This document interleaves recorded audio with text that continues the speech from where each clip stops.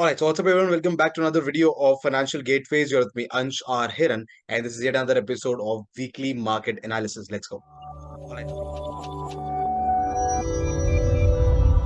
Alright, तो weekly market analysis ऐसी series जहां पर हम हर हफ्ते आकर बात करते हैं कि मार्केट में क्या हुआ और मार्केट में अगले हफ्ते क्या हो सकता है। इस बार थोड़ा स्पेशल है और स्पेशल इसलिए क्योंकि इलेक्शन के रिजल्ट्स आने वाले हैं कल संडे को और इसी के साथ-साथ ऑल टाइम हाई पर भी मार्केट आज की डेट में बैठा है। सो इन सब के बारे में बात करते हैं and I also have a small special announcement for each and every one of you, so stay tuned. Alright, तो वीकली मार्केट एनालिसिस देखते हैं मार्केट में इस हफ्ते क्या हुआ। अब अगर मार्केट परफॉर्मेंस की बात करें तो जितना हमने एक्सपेक्ट किया था, जो हमने एनालिसिस किया था, उससे काफ़ी अलग हमें रिज़ल्ट देखने को मिला। निफ्टी 50 में 2.4% ऑलमोस्ट और बैंक निफ्टी में भी 2.4% की हमें एक स्ट्रॉन्ग रैली देखने को मिली। मिड कैप भी अपने ऑल टाइम हाई पे 16,000 का लेवल क्रॉस कर चुका है और 2.75% का रिटर्न उसमें भी देखने मिला। इंडिया विक्स 12 की रेंज में आ चुकी है। दैट मीन्स अब मार्केट में थोड़े बड़े मूव्स आने की जो पॉसिबिलिटी है वो बढ़ चुकी है और जो हमने पिछली बार बात की थी कि ओके हो सकता है मार्केट थोड़ा साइडवेज हो जाए, थोड़े बड़े मूव्स कम आने लगे, उसका पूरी तरह से उल्टा हुआ। पूरे हफ्ते ये चारों दिन मार्केट में बहुत बड़े वाइल्ड मूव्स देखने को मिले।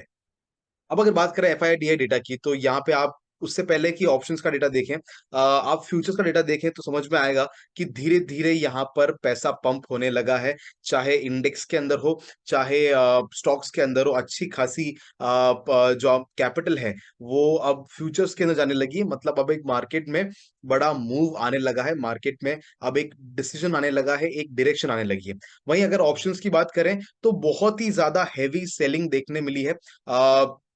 अगर आप फ्यूचर्स में ऑप्शंस में देखते हैं इन स्टॉक्स के, तो स्टॉक्स के ऑप्शंस में हेवी सेलिंग है। साथ ही साथ इंडेक्स के ऑप्शन में भी अब सेलिंग देखने मिली है। तो ये सब चीजें दिखाती है कि अब स्टॉक से पैसा निकल रहा है और फ्यूचर्स के अंदर जा रहा है। दैट मीन्स मार्केट में अब एक ट्रेंड आने लगा है, अब एक मूव आने लगा है। तो अगर इन सब के साथ एक चीज आपको और दिखाऊं तो यहाँ पे आप देखेंगे एफआईडीआई की ये नेट बाइंग और सेलिंग का डेटा है। अगर मैं आपको दिखाऊं तो यहाँ पर डेट जो है, डेट में जो इतना सारा पैसा पहले पंप हो रहा था, डेट इंस्ट्रूमेंट्स में जो पंप हो रहा था, अब धीरे-धीरे वो कम होने लगा है। और अगर मैं आपको इक्विटी के बारे में बताऊँ, तो इक्विटी के अंदर वो पैसा आने लगा है। Can you see this? A sudden increase in the equity investment. ये चीज़ भी मार्केट में कन्फर्म करती है कि मार्केट में फिर से जो मोमेंटम का लॉस हुआ था, जो साइडवेज मार्केट हुआ था, वो अब खत्म होने लगा है और अब लोगों का ट्रस्ट वापस बढ़ने लगा है, इन्वेस्टर का इंटरेस्ट वापस इक्विटी के अंदर और स्टॉक मार्केट के अंदर आने लगा है। अब अगर बात करें सेक्टर वाइज परफॉर्मेंस की, तो हमारे जो जितने भी सेक्टर्स हम काफी टाइम से ट्रैक कर रहे थे, reality, PSU banks, auto, energy, infra, pharma, media, commodities, इन सब में फिर से करंट आने लगा है। फिर से वापस अच्छे खासे 2-2, 3-3, 4-4% के मूव्स आने लगे और जो स्टॉक्स, जो सेक्टर नहीं चल रहे थे, जैसे कि प्राइवेट बैंक्स, जैसे कि फाइनेंशियल सर्विसेज, ये फिर से इनमें भी करंट आने लगा है। एनर्जी के अंदर मूवमेंट आने लगा है। तो मतलब अब ऑलमोस्ट हर एक सेक्टर है वो अच्छा खासा अपने जो रेजिस्टेंस लेवल थे, उनसे थोड़ा ऊपर निकल चुका है और अब इन सब में हमें अच्छे मूव्स, अच्छे ट्रेंड देखने को मिल सकते हैं। अब अगर बात करें लास्ट वीकली मार्केट एनालिसिस के स्टॉक्स की, तो मैज़ेगॉन डॉक अभी तक एक्टिवेट नहीं हुआ। उसके अलावा जो एक्टिवेट हुए, आरसीएफ के अंदर हमने 6% तक की रैली देखी। सुप्रीम इंडस्ट्रीज के अंदर 8%, एप्टिस के अंदर 6%, टाटा मोटर्स के अंदर 5% और बाकी भी जो स्टॉक एक्टिव हैं, उसमें से Apollo hospital, HCL tech, Emami, Cipla, ये सारे ट्रेड्स भी एक्टिव हैं। तो जिसमें बुक किया है और ये पूरा एक्चुअली समरी आपके सामने है। अगर बात करें उससे पहले वाले स्टॉक्स जो एक्टिव चल रहे थे उनकी, तो यहाँ पर ब्रिटानिया है जिसको हमने 5.71% की मूव देखने मिली थी। और सिंपल ट्रेड था, सपोर्ट के ऊपर आया था और हमने ट्रेड कर लिया। एमएफएसएल भी सेम स्टोरी थी, ब्रेकआउट हुआ, सपोर्ट के ऊपर आया, हमने ट्रेड किया। अब आप सोच रहे होंगे कि ज्यादातर स्टॉक्स तो हम 5% के आसपास बुक करते हैं, एमएफएसएल को हमने 4.47 पे क्यों बुक किया? बिकॉज़ वहाँ पे थोड़ा प्राइस एक्शन कुछ और दिखा रहा था, बार-बार इंडिसेस कैंडल्स बन रहे थे, तो we thought 4% is a decent enough return, हमने उस पे इसको बुक कर दिया। अब ये तो बात होगी पिछले हफ्ते के मार्केट की। Let's talk about how the market is going to be for the next week. तो सबसे पहले बात करते हैं निफ्टी की। निफ्टी में अगर आप देखेंगे तो सारे के सारे लेवल्स जो हमारे थे, अब वो किसी काम के नहीं रहे क्योंकि मार्केट अपने ऑल टाइम हाई के ऊपर है। 20,000 मार्क तो क्रॉस किया ही, साथ में इसका जो ऑल टाइम हाई था, उसके ऊपर इसने क्लोजिंग दी है, which is a great sign in itself. ऊपर की तरफ ऐसा कोई रेजिस्टेंस नहीं है, बट 20,400 का लेवल एक इंपॉर्टेंट लेवल है, उसके ऊपर 20,600 का लेवल एक इंपॉर्टेंट लेवल है। और अगर नीचे की तरफ देखा जाए तो 20,220 और 20,000 itself is a very important level. इनके अंदर मार्केट चल सकता है, लेकिन ओवरऑल स्ट्रेंथ इसके अंदर काफी है। अगर ओपन इंटरेस्ट का डेटा भी दिखे तो भी वहां पर भी कोई ज्यादा स्ट्रेंथ नहीं है, लोग कॉल के अंदर बाइंग कर रहे हैं, तो ज्यादा स्ट्रेंथ ये जो लेवल्स हैं ऊपर के उनमें भी दिखती नहीं है। बट वन डायरेक्शनल मूव इतना बड़ा भी नहीं आता है, सो 4,000 20,400 20,600 ये इंपॉर्टेंट लेवल हो सकते हैं। अगर बात करें बैंक निफ्टी की, तो अनलाइक निफ्टी, बैंक निफ्टी अपने ऑल टाइम हाई पे नहीं है। और अगर देखें इसमें RSI 60 के ऊपर है, मतलब मोमेंटम तो स्ट्रांग हुआ है। अगर नियरेस्ट लेवल्स की बात करें तो 45,000 is the nearest resistance level for bank Nifty. फिर 45,100 का एक स्ट्रॉन्ग लेवल है। उसके बाद में अगर मार्केट ऊपर जाता है तो 46,000 एक अचीवेबल टारगेट है बैंक निफ्टी के लिए। और उसके बाद में of course all time high जो 46,300 समथिंग का है, दैट ये कुछ लेवल्स हैं जो इंपॉर्टेंट रहेंगे। उसके अगर नीचे की तरफ बात करें तो 45,250 जो है एक इंपॉर्टेंट सपोर्ट लेवल मार्केट का बन के आता है। तो इन लेवल्स को ध्यान में रखना है। बाकी इंट्राडे में मूव्स आना बहुत पॉसिबल है। Private banks, PSU banks, financial sector, सब कुछ अभी सब में करंट चल रहा है, तो काफी स्ट्रेंथ दिख रही है मार्केट में। Let's see what happens. तो चलिए कुछ स्टॉक्स डिस्कस करते हैं। पहला स्टॉक हमारे रडार में है मैज़ेगॉन डॉक। अभी काफी टाइम से हमारे रडार में है लेकिन चल नहीं रहा है। I don't know what's wrong with this stock. Volume वगैरह एनालिसिस सब कुछ सही है, सपोर्ट भी बार बार ले रहा है, लेकिन मूवमेंट नहीं दिख रहा है। तो अभी तक हम इसको ट्रैक कर रहे हैं, इस लेवल को इसने क्रॉस नहीं किया है। जब भी करेगा we will take a trade. Next stock that we have for you is Vedanta limited. Vedanta के अंदर अब एक थोड़ा सा ट्वीक है हमारी स्ट्रैटेजी जो है उससे। अगर आप देखेंगे वेदांता के अंदर एक ब्रेकआउट हुआ था 20 मूविंग एवरेज पे, और वापस अब उन्हीं लेवल्स के ऊपर ब्रेकआउट दिख रहा है। तो अब क्योंकि ओवरऑल मार्केट में स्ट्रेंथ है, ठीक है, इसी के साथ अगर मैं आपको वेदांता का RSI दिखाऊं तो यहाँ पर एक रेंज शिफ्ट दिख रहा है। नीचे से ऊपर आकर मार्केट 40 के ऊपर सपोर्ट लेकर ऊपर जाने की कोशिश कर रहा है। तो ये सब चीजें वेदांता के अंदर स्ट्रेंथ दिखा रही है। और साथ ही साथ अगर आप देखें तो लोअर जो बैंड है वहां पर भी वेदांता ने सपोर्ट लिया है।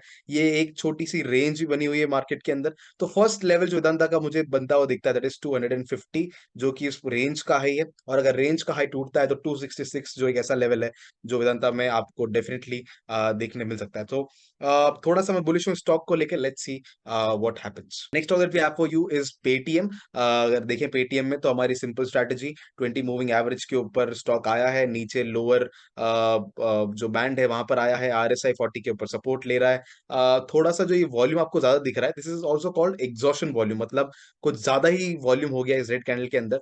तो अब अगर ग्रीन कैंडल बनते हैं, कोई इंडिसिव पैटर्न जो बन चुके हैं ऑलरेडी वो कंफर्म होते हैं, तो एक अच्छा मूव ऊपर की तरफ आने के पॉसिबिलिटी दिखती है पेटीएम के अंदर भी। Next all we have for you is MMTC। अभी थोड़ा इलिक्विड स्टॉक है, ज्यादा लिक्विडिटी नहीं है, बट हमारे रडार में आया था, so I thought let's let's show you कि भाई ये जो स्ट्रैटेजीज है, ये जो सेटअप है, क्या ये सिर्फ ब्लू चिप स्टॉक पे काम करता है या फ्यूचर्स वाले स्टॉक पे काम करता है, या छोटे जो स्टॉक्स हैं जिनका मार्केट कैप कम है, थोड़ा इलिक्विड है, उन पे भी काम करता है नहीं। So let's see. आया तो हमारी स्ट्रैटेजी पे है, 20 मूविंग एवरेज के ऊपर आकर एक सपोर्ट बनाने की कोशिश कर रहा है। सो अगर ऊपर जाता है definitely this can be one good stock for the next week and next few weeks actually.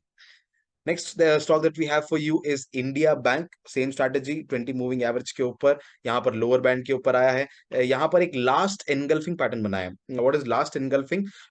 Last engulfing का मतलब होता है अगर डाउनवर्ड ट्रेंड होता है, सो अगर डाउनवर्ड ट्रेंड के अंदर हमें बुलिश एनगल्फिंग दिखता है दैट्स ग्रेट, तो वो एक रिवर्सल का साइन है।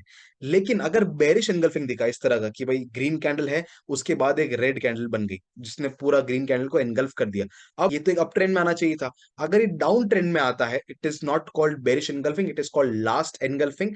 और ये एक तरह से एग्जॉशन दिखाता है कि अब यार ये तो लास्ट धक्का था जो मार्केट ने मार दिया, अब चांसेस है रिवर्सल आने के। और इसका वॉल्यूम भी काफी अच्छा है, मतलब एग्जॉशन वॉल्यूम में दिखाता है बेयर्स का।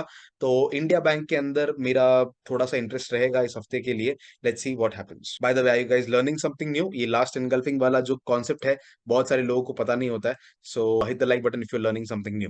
Next stock that we have for you is JK paper.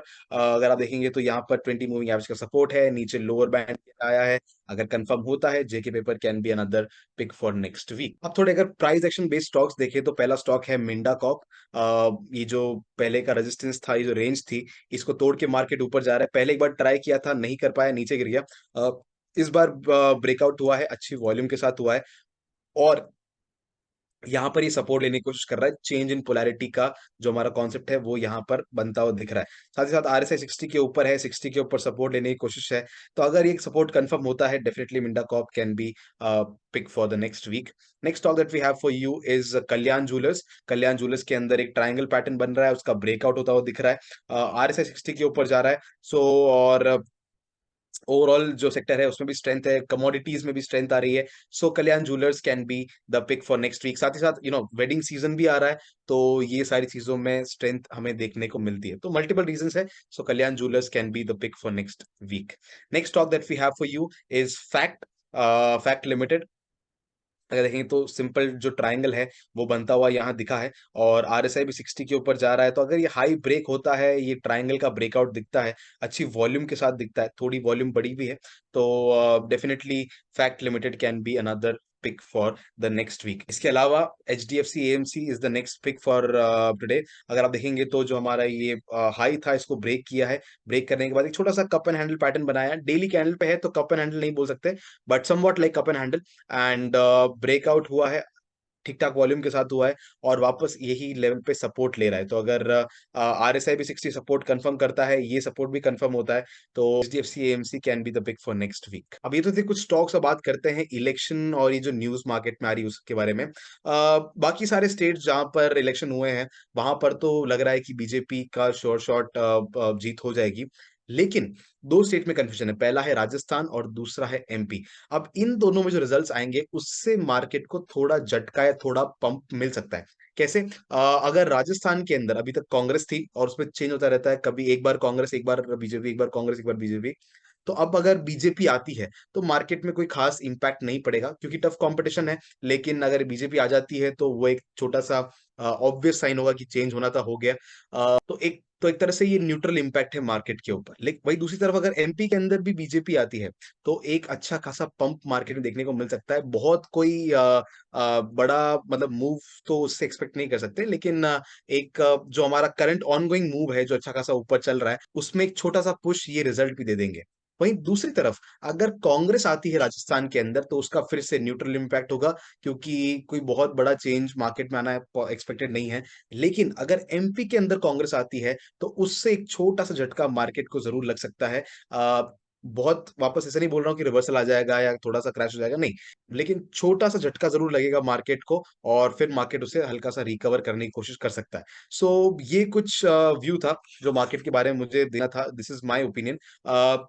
इसी के साथ एक छोटी सी अनाउंसमेंट और थी। बहुत सारे लोग जो हैं वो इंट्राडे ट्रेडर्स हैं। हम वीकली मार्केट एनालिसिस करते हैं, उनसे उनको स्विंग ट्रेडिंग के लिए थोड़ी बहुत हेल्प मिलती है। लेकिन बहुत सारे लोग ऐसे हैं जिनको रोज के लेवल्स चाहिए मार्केट के। सो वेल, हमने लाइव आकर देने की कोशिश की थी, लेकिन उसमें कुछ टेक्निकल एरर्स आ गए, और साथ ही साथ जब तक हम लाइव आए थे तब तक मार्केट में एक अच्छी खासी रैली आ गई थी। तो वो हमने थोड़ा सा उसको थोड़ा पॉज कर रहे हैं, लेकिन we are trying to come up with market analysis हफ्ते के अंदर, ताकि हम आपको मार्केट के इंपॉर्टेंट लेवल्स दिखा सकें, और मार्केट में अगले दिन या अगले 2 दिन क्या होने वाला है वो दिखा सकें। So this is what I was thinking to do. Let me know अगर ये किसी तरह से आपकी हेल्प कर सकता है तो हम इसको कंटिन्यू करेंगे। एंड लेट्स सी, ट्राई करते हैं और लेट्स सी आपका कैसा रिस्पॉन्स आता है। एंड या this was the announcement, this was my view on election. देखते हैं क्या रिजल्ट आता है कल संडे को। एंड या let's see what the market has to offer us for the next week. I hope अभी तक जो हम बात कर रहे थे उससे आपको कुछ सीखने जरूर मिला होगा। एंड लेट मी नो अगर आपके कोई कंफ्यूजन है, कोई क्वेश्चंस है, इन द कमेंट सेक्शन बिलो, और हम आपके लिए क्या क्या नया कर सकते हैं, please let me know in the comment section below. And या I will see you in the next video. Till then keep learning and keep trading. Thank you.